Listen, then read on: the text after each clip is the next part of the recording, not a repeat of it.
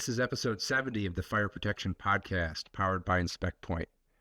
Today, my guest is Jim McHugh with AGF Manufacturing. Obviously, if you're in the sprinkler industry, you know what AGF, like test and drains, anything kind of drain-wise on the sprinkler systems. They have some obviously innovative ideas that are already always forward-thinking. Jim sits on some NFPA codes with me, as well as some others, and heavily involved in the trade associations, getting new products and ideas out there. So I've known Jim for a long time, and he's been wanting to come on the podcast, so we got him on talking everything in the sprinkler industry. So thanks again for Jim popping on, and appreciate all the listenership out there. Onto the podcast. Thanks. All right, we are live here on the Fire Protection Podcast. Jim, how you doing? I'm doing good, Drew. Good to see you again. I'll take this background off, but it's going to be a good season. I feel like. Right. That's good. It's starting off a little rocky. I can't say I'm really enthused after the first couple of games. We're winning by the skin of our teeth. The New Orleans game was scary. Yeah, that was. Wait. Yeah, I didn't watch that one. We didn't get it up here in New England, unfortunately. But I did watch that Monday night. Basically, we stole a win out of the jaws of a loss because the last couple of minutes, I was convinced we were going to lose, but we ended up winning just in the last, minute and a half of the game.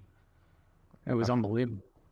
Yeah, But this is what happens when you send over 3,000 Eagles fans down to the Big Easy. This is what happens. So.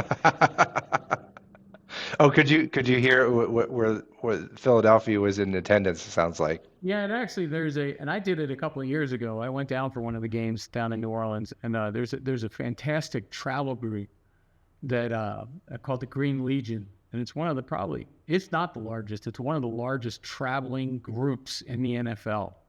That organizes this collection of fans that goes anywhere from 3,000 to 5,000 fans fly to the away games.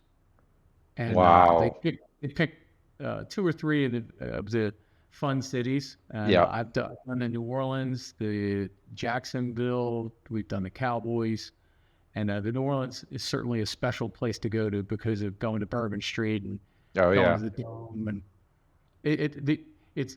New Orleans is a great place to go party. The game itself, the dome itself, is a piece of trash. Oh, is it? It's a terrible facility to go see a game in because of the way the dome is old. Yeah. And the way the second level sits out over the first level. If you're sitting in that first level, the way when they send up a high pass or a kick, you basically see the ball go up in the air, and then you lose the ball. And then you don't see the ball till the ball comes down because the second level sits out so far over the first level.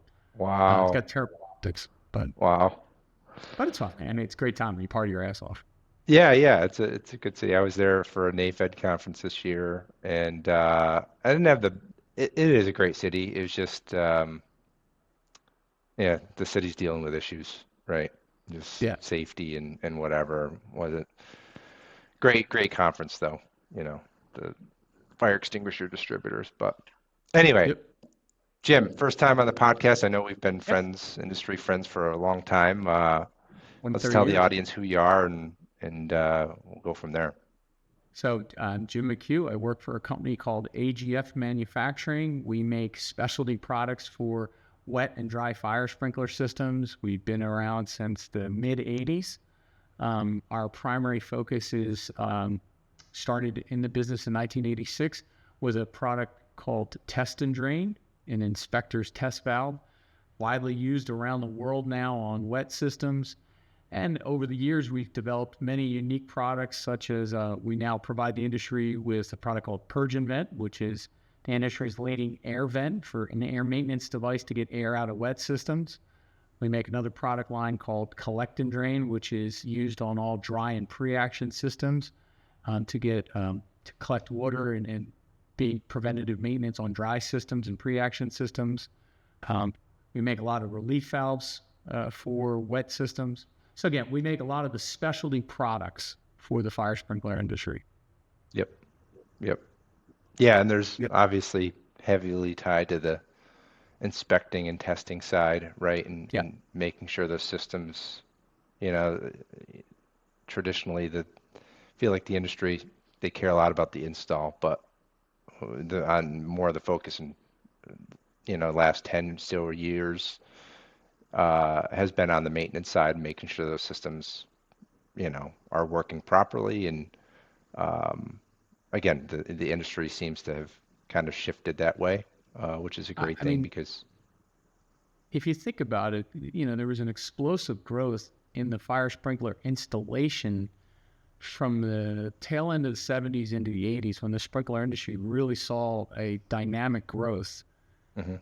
And it has continued that way. I mean, it's, we really can't fault the growth curve. It's certainly, it's not a J hook, but it's been a steady growth because of code changes and adoptions across the country.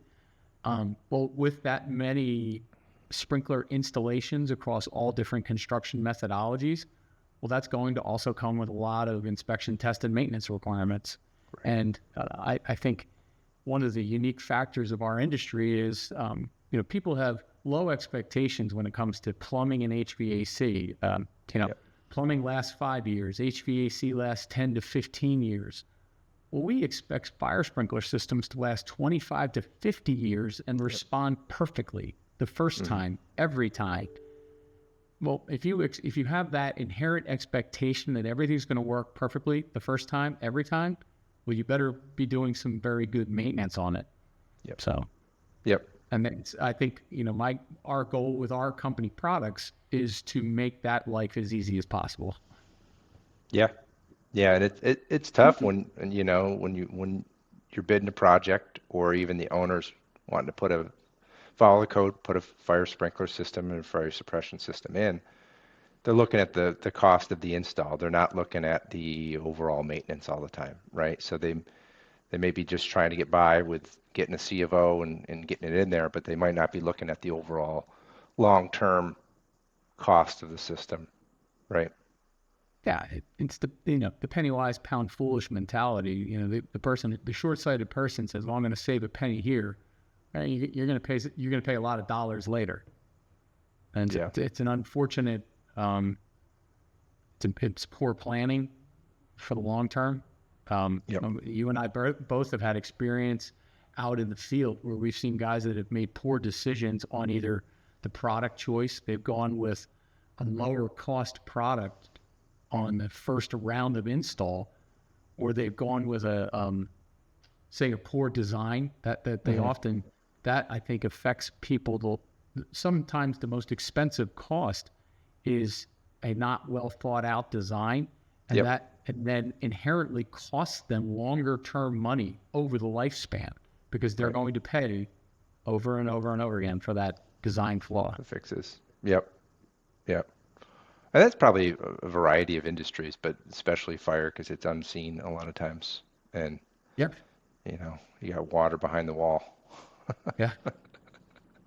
So you've been obviously in the industry for quite some time. What have you seen over the last, I guess, 20 to 10 to 5 and kind of where we're at? Have you seen any trends happening with the But industry? I mean, I think if we looked back, I think in the very short term, I think that the most talked about trend going on right now has been the consolidation, the private equity firms coming into the industry and buying up and consolidating contractors as well as manufacturers. Hmm. So, there are now private equity firms that have consolidated contractors that the contracting firms are now larger than the largest manufacturing firms. Yeah. Yeah. Um, you have private equity firms that have consolidated manufacturing firms that now encompass all factors of manufacturing. There used to be, well, I manufactured a product and then I sold it to a company that wholesaled the product, sold it to a person who installed the product. Well, now you've got a private equity firm that actually is a stakeholder in every factor. They own the manufacturer, they own the wholesaler, they own the Yeah. design capacity of it. Yeah. I wonder at what point will the private equity firms all go out and play golf together and say, okay, well, you know, let's all join hands. Right. So, Right. I think that'll be an interesting thing.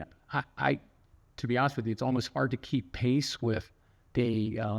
I would say there's probably 8 or 10 private equity firms that are consolidating the contracting group, Mm-hmm. and I wonder what's going on with them. What at what point do the mathematics with that group, do they start looking at each other? Right. Are they gotten so big that they're going public, or do they start buying up each other? What Right. are they doing? And then now I don't know. I mean, I'm in my 50s, so I've gone through some cycles in this fire sprinkler industry, but I've talked to some people that are older than me, and they said, everything's cyclical. And if you look back when there was some consolidation prior, like in the 70s and 80s, there was Yep. some consolidation, and when that happened prior,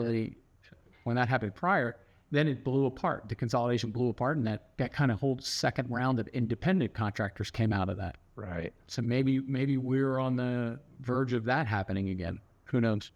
Yeah, I don't know. I mean, if you look at back that with the Grinnell days, right, and the Yeah. Cintas even back then, Yeah.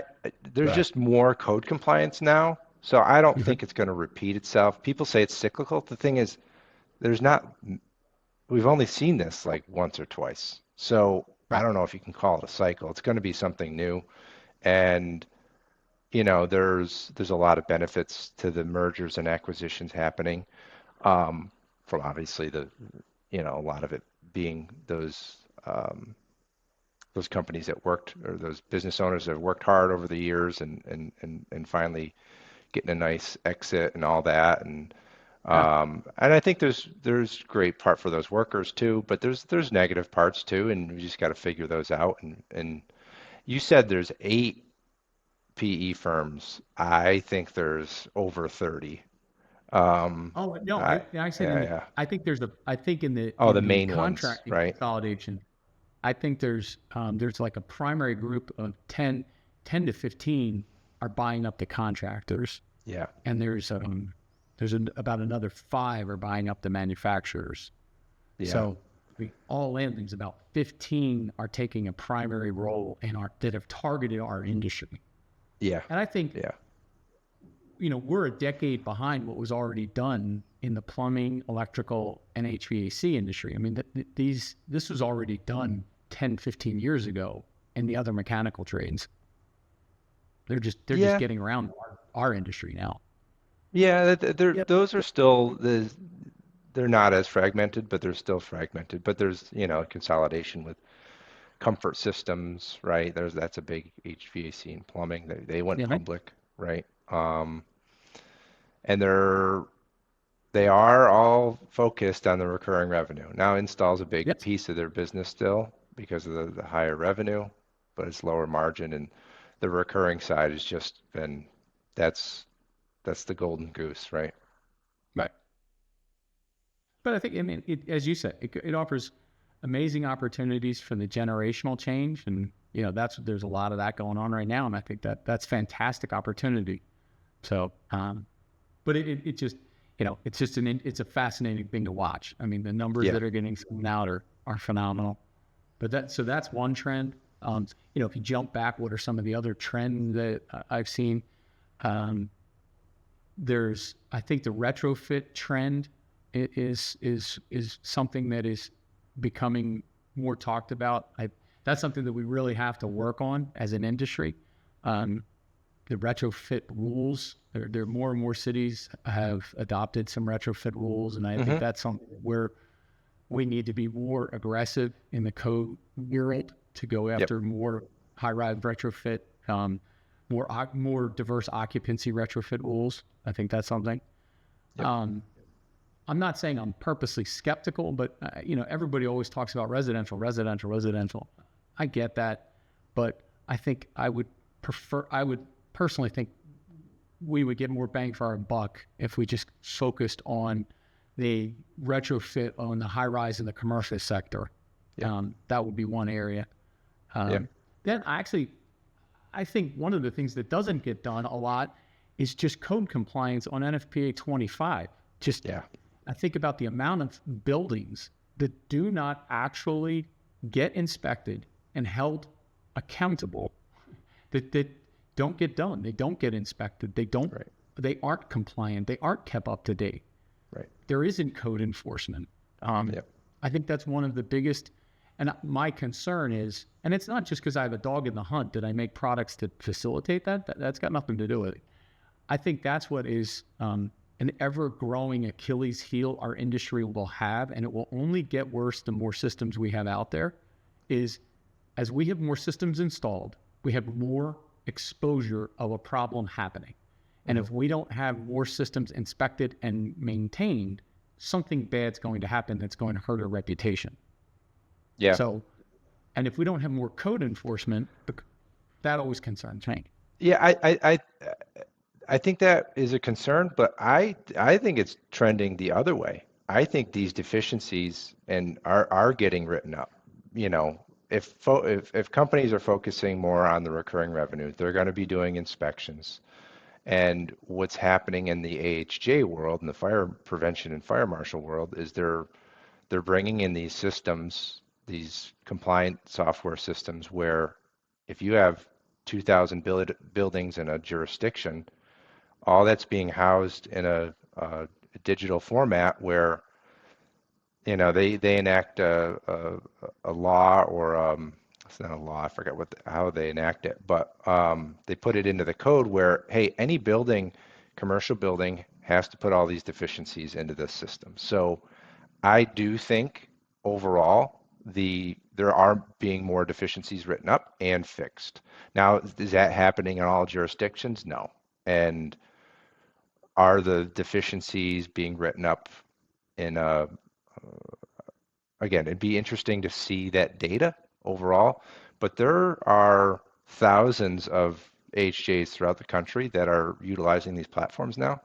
And I believe inspections are much better than they were 5 years ago. Oh, I agree with that. I think they are monumentally better than they were, but I'm saying the speed in which we're putting in systems. Oh, right. I'm saying, I'm just looking at it as at the speed in which we're putting in systems and the speed in which we're inspecting systems is not keeping pace with the speed in which we're enforcing the system. Right. That's my concern is, yep. I don't think there isn't enough teeth in the inspection side of stuff. Yeah. Like I would always wish, to this day, I always wish that if they did inspections and you found certain deficiencies, there isn't a next step. There isn't a hold the feet to the fire, to the building to get it corrected.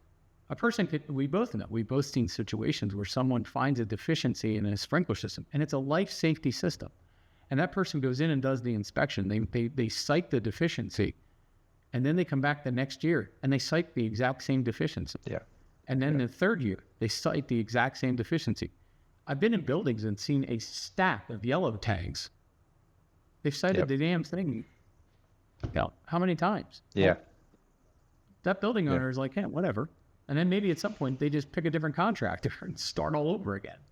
Okay, the platforms, though, they do help with that. Yeah, it's not perfect, but I do think because of these platforms, they're being reported to the AHJ digitally versus having an actual AHJ inspector go out, see that yellow tag, right? So it's being digitally done. There's actually a letter automatically goes out to that building owner saying, hey, you've got these 5 deficiencies. They better be corrected in 30 days. So the rollout of that's got to be correct, and that's probably hasn't happened everywhere. But I think we're on the right track. I'll agree with I think that. it's a lot better than it was 5-10 years ago. Oh, I think it's monumentally better. I wish we were taking another proactive step as an industry. Because I think the sprinkler industry missed a step. I think we should have the sprinkler industry should have walked arm in arm a little bit closer with the software side of ITM and said, hey, we should walk with the service side and the ITM side and the AHJ and go, what can we do for you that will help you enforce this faster, better? Yeah. And Yeah. I like that to me was a window that was missed, Yeah. because I think you could have said, well, we're gonna change some of the rules. Well, maybe there needs to be some other how you do your certificate of occupancy, or a change of Right. certificate of occupancy, or how you do your annual insurance audits need to be adjusted. How you do your things like that. That's not getting, to the best of my knowledge, you're not hearing that on the insurance level discussion from an auditing standpoint, and that's not even getting discussed. So No. I think there's a mix that's not. It's a window that's not getting opened yet. So Yeah. you know, Interestingly enough, the manufacturers, you guys are a manufacturer, but you have you, I- your perspective, I think, is a lot different than, like, obviously the big, large conglomerates and whatever out there, which, hey, if you got do you care about the deficiency repairs on a specific building, or do you care about the warehouse that's going up with $1 million worth of material? right. It's kind of the focus of it. After Oh, that, I get it. after that warehouse is up, I don't, do they care about replacing a few heads or some valves here or there? So I understand the capitalist side of it. Right. But that's an area that I think is a focus area that I think we're going to have to look at improving in the future. I think for the future growth of our industry, because I don't know if this is the right terminology. I think the sprinkler industry is going to cap out at a little bit, and we're going to be just incredibly tied to construction. Yep. Construction goes up, we're going to go up. Construction goes down, we're going to go down. Right now, we can grow asymmetrical to construction because code enforcement can affect that, because we're not in every facet of construction. So we can be slightly different. But if we ever get to the point that we're point to point with points of construction, then we're going to grow exactly like they do. So then we have to. I think it's like that now. When I work for Tyco, we're very close to it. Yeah. When I work for Tyco and Viking, and depending on whatever the economy was in and the building cycle, that's what the year looked like overall, right? Yeah. What did keep the lights on were the recurring revenue and the inspection and fit outs and stuff like that, and codes. So then you start back and go, okay, well, then if you want that extra, it's got to be ITM on the one end, or it's got to be retrofit on the stuff we didn't do. So those are your extras. Yeah. With the tie of hardware, or in the software side, and there's been talk of IoT and NFPA 915 with remote inspection, and I don't know, they haven't had the and testing yet. I know they were talking about it, but where you have any thoughts there? I know you sit on 915 with me, right?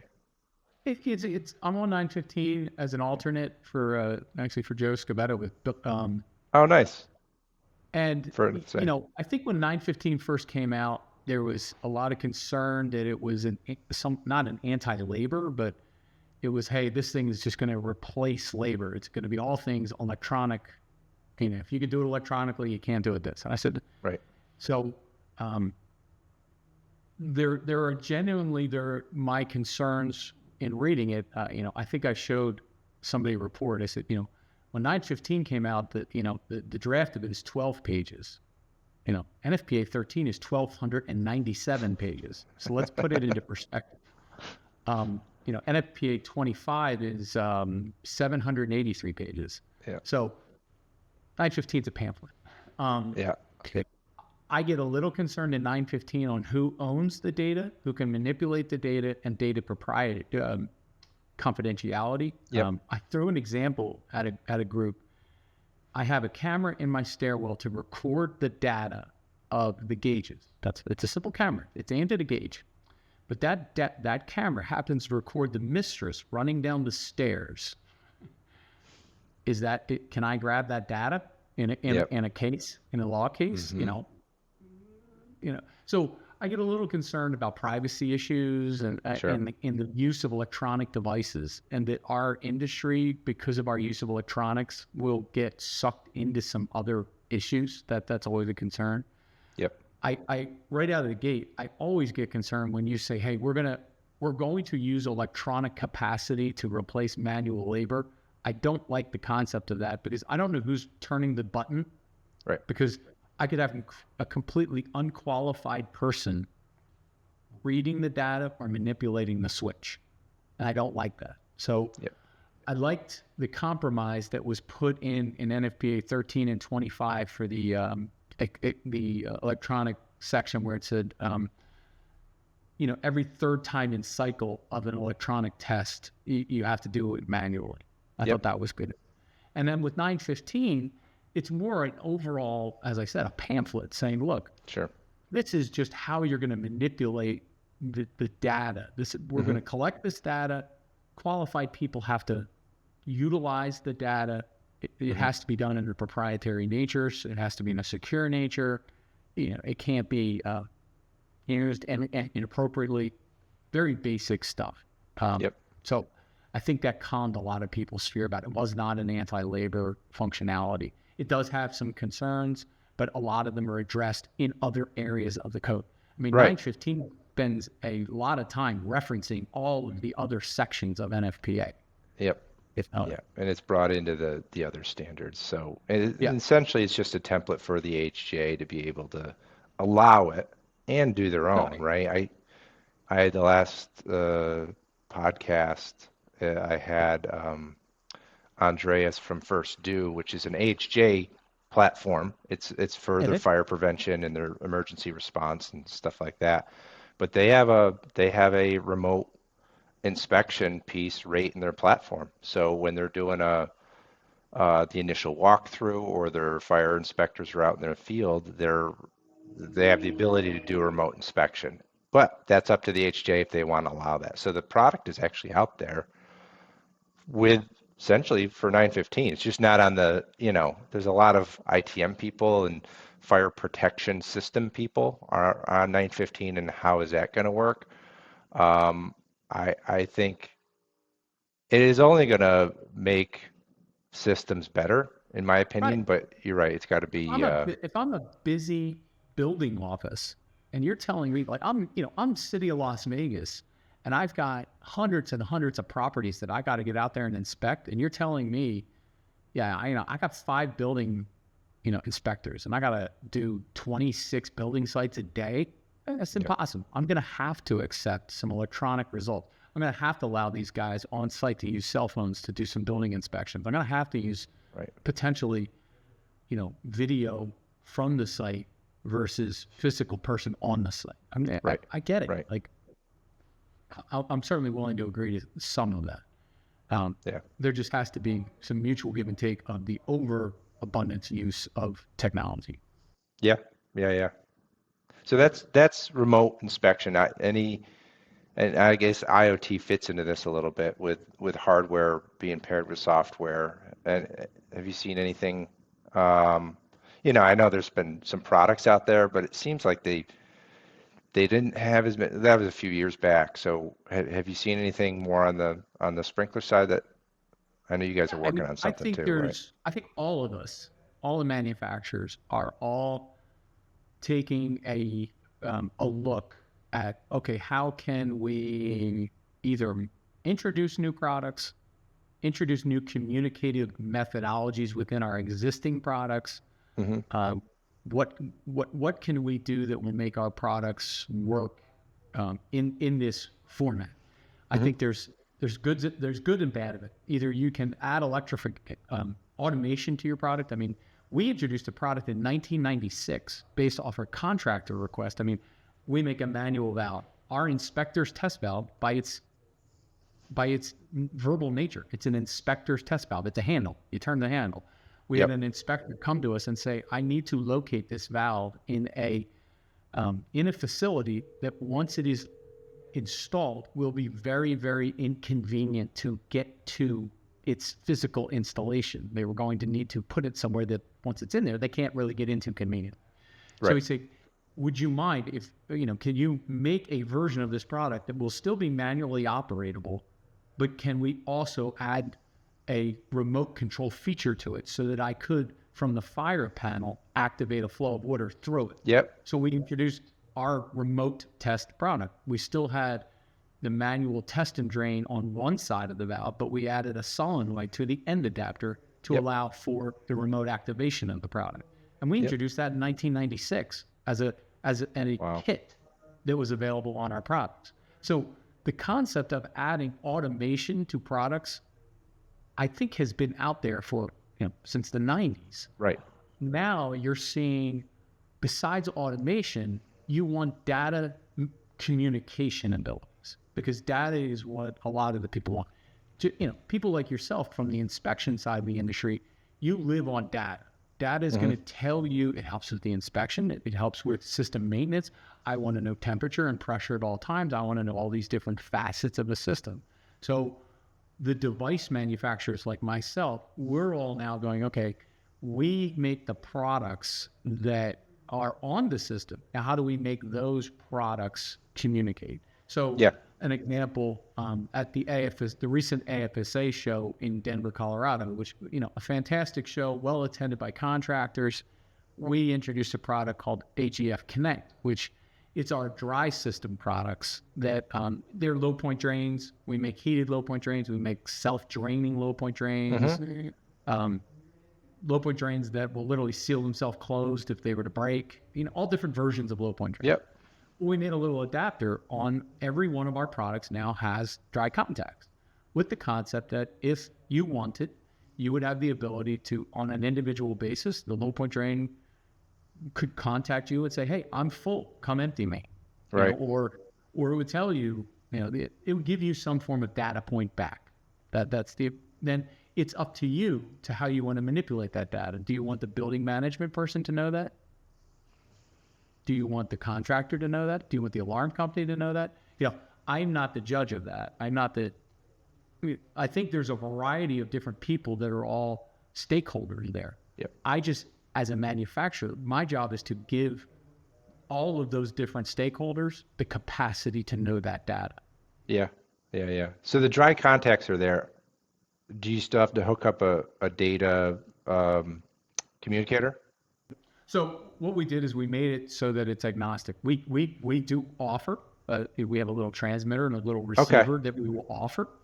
And in those, the transmitter and the receiver, they also have the connective ability to hook to a BMS or a fire panel of anyone's choice. Sure. So you can buy ours if you'd like. And we made them very, very low cost so that, again, I'm not in that electronic side of the business. I'm the manufacturer of the valves and the devices. I'm going to give you the products to then take that data and go anywhere you want, or hook it to your electronic system, your inspection system, your BMS systems, your fire panel system. I just need to make my products accessible to do that. Right. Man, you're making my head all the gears are turning in my head now. I think it's the responsibility in the evolution, and we both know the evolution in the sprinkler industry is not fast. But whatever. It shouldn't be. If we expect the system to last for 50 years, it can't move overly quickly because it has to be tried and true. We have to work out the kinks. I think it's our responsibility as manufacturers to evolve, but to evolve at a responsible rate that we know we're making the most robust products, that our technology that we're going to use are going to survive the quality standards that we have an expectation. That's one of my biggest concerns. We were talking about trends. I think that the industry as a whole, we have to be careful that some of the products coming into the fire sprinkler industry, we're seeing import products come into our industry. And I don't have a problem with some of the import products. Some of it is can be okay quality.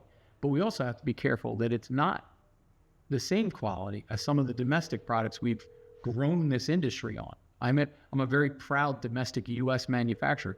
I've made the reputation of our company making domestic products. people have come to become reliant on high quality domestic products, domestic steel, domestic bronze, domestically, not just assembled in America, made in America, you know? Right. And then if you all of a sudden start introducing lots and lots of import products, well, what if those products start to fail? Okay, well, maybe you're not going to get a 50-year lifespan out of your sprinkler system. Yep. That, you know, we're going to start acting more like an HVAC system or a plumbing system. But our codes aren't written to handle that. Our ITM's not written to handle that. Yeah. We're just not prepared for that. Yeah. I think that imports all, you know, it's all, even on, weirdly enough, it happens on the software side where, you know, there's these startup companies and, you know, their support team is wherever. And it's happened for a while, but you need, you know, the more you are regionally located in a spot, and we're global at this point, but the more you can be local, the better experience. And I guess on the product side, it's different. You know, it's obviously different. You buy that one time, and then it's you kind of forget about it. So, but you guys have been that way for forever. So obviously there's something to that, right? Right. But I mean, you just look and say, okay, you know, I can put in a room. Think about your Viking days when you were out selling you know, you could go into a room and, you know, I could have 50 contractors and say, okay, by show of hands, how many of you have ever had a bad valve of my valve? And it was a rare hand went up. Yeah. Okay. That's because I know to the day every valve that was built. So, yep. So that's a concern I have with somewhat the industry trend going forward, this commoditization of some of the products. Sure. You know, it's a freight train that somewhat can't be stopped, but it's also an issue that we're going to have to potentially adjust some of the ITM expectations because we may not see longevity in some of the products because, you know, you may not see longevity. If we start changing some of the standards where we're not using metals in some of the products and we start going to plastics. And I don't have anything, I mean, Blazemaster is a phenomenal product. I don't mean that. I mean, what if we were starting to substitute some of the components that have long-term been metal components and we start going, oh, no, we're okay using a plastic. Oh, okay, that wears less. That changes dynamics. Stuff like that. I mean, look at the pump industry. Can you imagine a plastic impeller on a pump? Oh, God. No. But the HVAC industry went through that. The HVAC industry, and they went from metal impellers to plastic impellers, and they went from 20-year pumps to 5-year pumps. Wow. So. Yeah, and that's not right. It's not as much life safety; it's more comfort, right? So they could probably do that with some ease, but then it kind of gets purged out at some point. So. Right. Is there any other technologies you see out there that are maybe not on the digital side, but on the sprinkler side? I'm kind of not in tune with the day-to-day on sprinkler technology. I know there's always whatever new head you have or valve, but that really hasn't. I feel like that hasn't changed too much. I think that there's a couple. Probably the two. There's some new tooling technology. And there's some new corrosive protection technology. Mm-hmm. Now, you know, on the tooling technology, I'm not in the field, so I can't speak a lot about the tooling technology. But I see products like Snap Drill and the Snap Groover. They're coming over from Europe. They're getting a lot of attention. They're very creative. They're just a really unique set of tools. I actually just saw the new Milwaukee 18-volt portable groover, and I don't know if you've even seen that thing. Basically, It rolls it, you attach it to the piece of pipe, and it just walks itself around the pipe. It takes about 40 revolutions to groove the pipe. I mean, it takes a while. But you know, if you're doing a retrofit repair job, you know, it's a groover that's this big. That's crazy. It's crazy. And then you look at that Snap Drill device. I mean, it's when you watch that thing in action, it's fantastic. It's a phenomenal product. So from the tooling, the what those tools can do and how they do labor savings and how they protect the worker, how they make his job easier and faster. I think those are incredible tools. And the snap drill and the snap graver, I mean, those guys have created incredible tools. I think for field tools, I think those are really cool. I think probably the number one product that's like, if I had to say what's like one of the newest, coolest things in the industry, I think General Air has introduced a corrosive protection game changer with that VPCI. I mean, I think, you go back and everyone, what you probably remember this 10, 15 years ago, everybody was like nitrogen. Yeah. And Not even that long ago. Yeah. Nitrogen has a marketer and I understand it.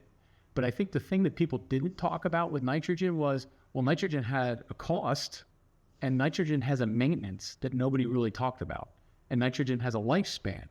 So people would be like, oh, yeah, it's going to cost you more. But it also has a lifespan. Like, what are you going to do when you get to the end of that lifespan? Are you going to replace a whole nother nitrogen generator?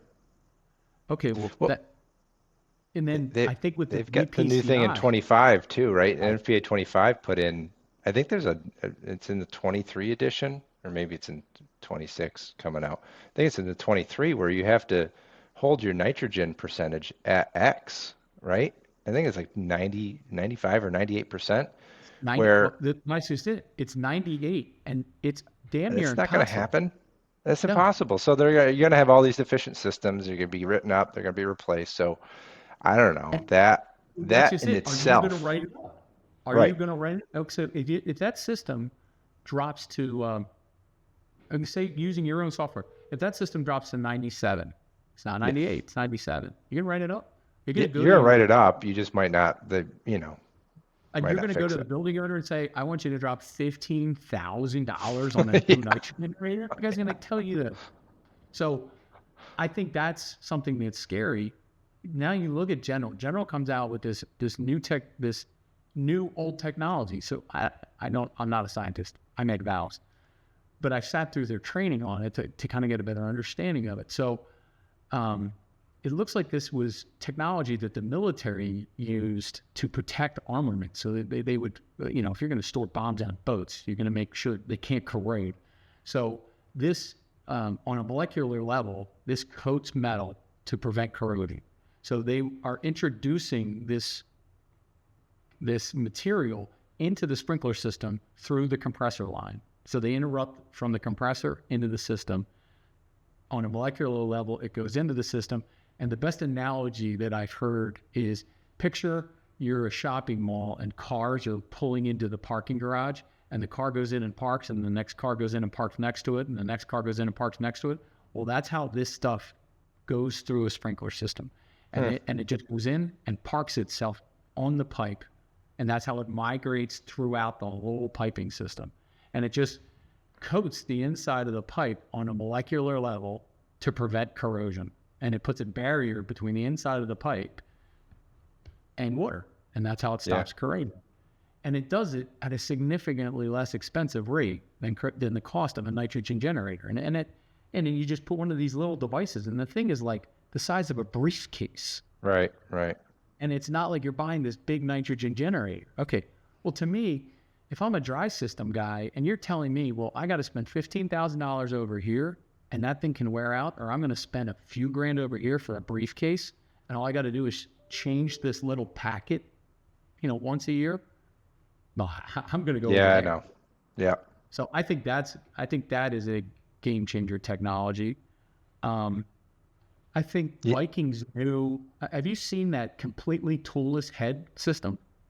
The new. No, Bobby, Blue Collar Bobby, I think at one of the NFPA shows was doing a little thing on it where. You don't need a wrench, right? Nothing. It's just your hand. It's hand tight. It's crazy. It's wild. It's all in the gasket and probably the threads, right? Yeah, it's just an incredible little. The joint on it, it's literally just hand tight. That's crazy. So again, you're doing warehouse work and you got to think how fast you could put a head in. You're just walking up. It's just one click. Yeah. So I think it's technology like that. Like the speed in which you can do these things, you're putting a sprinkler head in finger tight and walking away. Yeah. That's pretty game changing. Yeah. Yeah, I you're think, empowering the fitters and the technicians, right? If you can empower them to be better at their job and yeah, faster at their job, but just more efficient and give them the tools in the field, both manually and digitally, then yeah, they're gonna be better. Solve some of the labor issues that we already have. I think we're out of the we've rounded the bend on the antifreeze problems. I Yep. think we're finally, what has it been? 15 years of confusion of antifreeze. Yeah. That's And I think we're probably out of that that. fire, that Tahoe fire happened in early 2000s, I think. Yeah. So now Yeah. I think that we're out of the problems associated to that. So, I mean, I'm very hopeful on a lot of this between a handful of these new technologies and the amount of software. I think, I look at it, and you singularly in Spec Point was one of the main leaders in the industry in this, to make probably one of the best platforms out there to say, look, we need to have a singular good platform on how to do ITM work, and I'll give Yeah. you credit for that. Yeah, in Um, fire, right? It was not there were a couple out there, but it didn't hit on some of the needs for the industry. So, yeah, but I think that's the next thing is you had to make everybody's job a little bit easier and yep. coordinated. Yep. I still don't know that that's an area that's fully understood. It seems like there's a constant argument on the at the NFSA and AFSA level on coordination at the state level, state by state, on the forms and the submittals level on how people do ITM.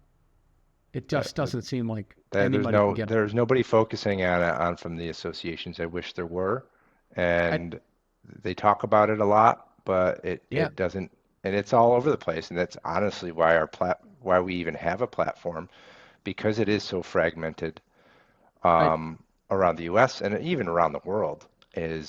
Is nothing standardized, and the HJs want their own thing, but it's pretty much the same thing. 90% of it is probably 95% of it is pretty much the same, but the way they want the data is different in every jurisdiction sometimes. but why? I mean, you're 10 times more familiarity than I am, but why? What's the reason of wanting the data in a different form? I don't know. They want it in their format. California's got their own code for some odd reason because it's just California, right? And then they're going into an antiquated method because they want it on a form. It's a PDF form. And I did a recent post on this. I'm like, forms are not the way to go. It's the actual data and the system data itself that will power up predictive maintenance, right? You ready? A form's not going to do anything. Yes, it's in a digital format, but you're then going to have to standardize it somehow and then chug it through some AI engine to actually analyze that data. So, yeah, there's no standardization. And funny enough, the contractors want it different ways sometimes too. So, you know, a lot of our competing platforms, the contractors are having to create their own forms. Right. Or where are they getting those forms from? Is it, and NFPA changes every 3 years too. Not much, but it's changing. We just brought up the nitrogen thing, right? That's in the 23 code, but whenever a jurisdiction jumps onto 23, are they going to adopt that right away? Probably not. So I think there's, these are some of I think there's a couple of, I sat through, so talking about things I think that need to be improvements or changes. I think that's one of the issues that I wish our industry would dive on. I wish there'd be some more conformity would be an inappropriate word to use, but I wish there was more uniformity there. Yep. Another one, which is, and I don't know how we'll ever get this one, but okay, so you have all these great young kids, hopefully, that are coming into our industry. They're going to be good designers, right? They're using great platforms. They're using AutoCAD and SpringCAD, and they're using great stuff to be good designers. And I think of like my son, he did industrial design. He can do great stuff in 2D and 3D, but he's more like a gamer. Yep. Okay, so he's designing a system more like the mind of a gamer. He has no idea, no field knowledge, and he designs Right. like a gaming mentality. So when he designs this system with no field knowledge, it's not connecting to the real world. So, I think there's this this disconnect between the design world, the stock, the stock list issue, and Yep. say the fabricating world and the wholesaling world, and they're not all coordinating well.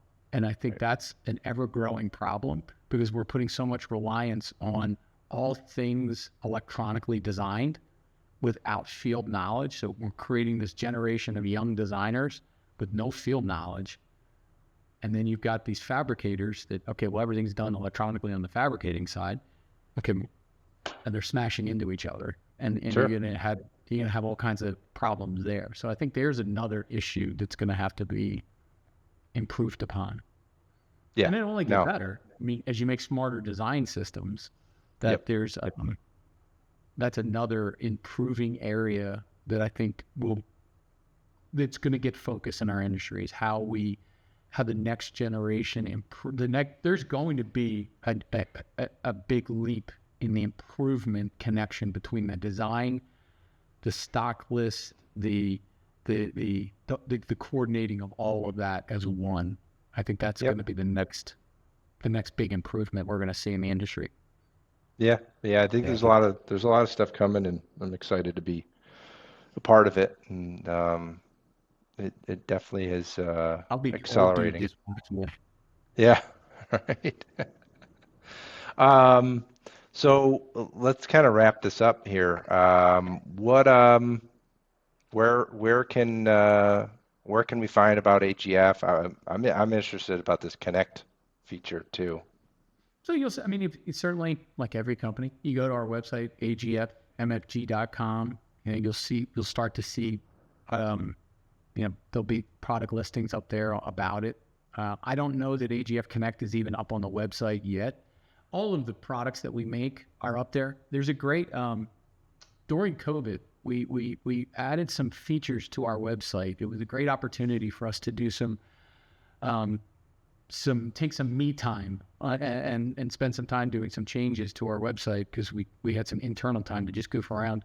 We made this cool product selector, and it was kind of find my part number. And what we did is on all the different product lines that we have, the challenge was in no greater than 5 questions, you could get to any part number of every variation of every product we make. So by just answering 5 simple questions on any one product line, it would give you the various part number. And then that would hyperlink you to the 2D drawing, the 3D drawing, the O&M manual, all the various data points about every product. So that's AGF's got some AI going on now. It actually works well. It's probably the number one thing our wholesalers have said. It's the single most helpful thing they had because they can just go there, answer 5 questions, and it takes them right into anything they ever need to know about our products. Oh, that's awesome. So that's good. That's at agfmfg.com. Cool. Yeah, there's another thing. There's a link there to a thing called AGFU, and that's our training module. We offer a couple of cool trainings. So I recommend we do multi-day training. We have a training facility here in Philly. So it's cool. We do half-day, full-day, multi-day training, but we also do a lot of online training that you know about. We do these 15-minute 6 slides, 15-minute single product training. So we have some people, hey, can you just give me a brief overview of this one product? I'm speccing it, this thing, and I need the 5 bullet points. Yep. So we do a lot of that. And then I think once every 6 weeks, we do an accredited CEU accredited online class, and we get great attendance on that. We do a lot of those. Wow. And that's all at that AGFU link. Awesome. Now this has been awesome, Jim. It's been fun. Thank you for having me. It's been it's fun because I can remember when you and I were a lot younger and traveling together in the car together. Yeah, back in the New York days. Yeah. In fact, I just saw Chris Rabondo last week. Oh, you did? Yeah, I was going to bring him up when you talked about the The 5000. I got the model number correct. I remember he loved those things. I'll give you credit. Chris was singularly responsible for some of the, or inspirational for some of our product creation, because some of the things that he has done with our products, installing them, has led us to modify and create products. I mean, he's like, hey, I wish you guys would, change the product this way or do that. And I'm in the back with like a notepad going, that's not a bad idea. Yeah, that's great. I actually might throw some ideas by him now that you got my gears spinning about the connect feature. So people don't realize, when you're a small family business like us, a lot of the products we make, and you can look at a lot of the different things we do, it's field people. It's me out in the field or somebody calling going, hey, I wish this product did this. Yeah. I mean, you look at our air vents, and you look at the 7930 ECA. It's our air vent with an end cap already assembled onto it. Well, that was a contractor in California said, I don't know where I'm going to put your air vent. Can you just put an end cap so I just pop it on the end of a branch line? I was like, okay. No, I got one yesterday. I got a text from one of our users and like, hey, can you do this? I'm like, yeah. And that our feedback loop in software, it's a lot easier because you could just pretty much do it. Well, I would say pretty much do it, but the feedback loop's a lot faster, and you can do more. Product side, sometimes you have to get listings approvals, but it's a little bit more. But voice of the customer, voice of the contractor is super, super important in the industry. And I think being family oriented, we're a family business. I mean, you call, you're going to get myself, my brother, or, somebody like you went to grade school, high school, or college with here. So I think that people like that. The contractors call here and they're like, yeah, I talked to Jim, and Jim said, and then all of a sudden 2 weeks later, they're like, hey, no shit, I got this product. That's great. I love it. Well, thanks for coming on the podcast, and we'll get this out in the month of October. So okay, cool. Yeah, I appreciate it again. Okay, thank you very much. All right. Thanks for listening. This has been episode 70 of the Fire Protection Podcast, powered by InspectPoint. I want to thank Jim McHugh again for coming on the podcast to talk everything test and drain and sprinkler. And the evolution of the industry is changing, and I know he's in front of it, so it's good to catch up. And thanks again for listening. Take care.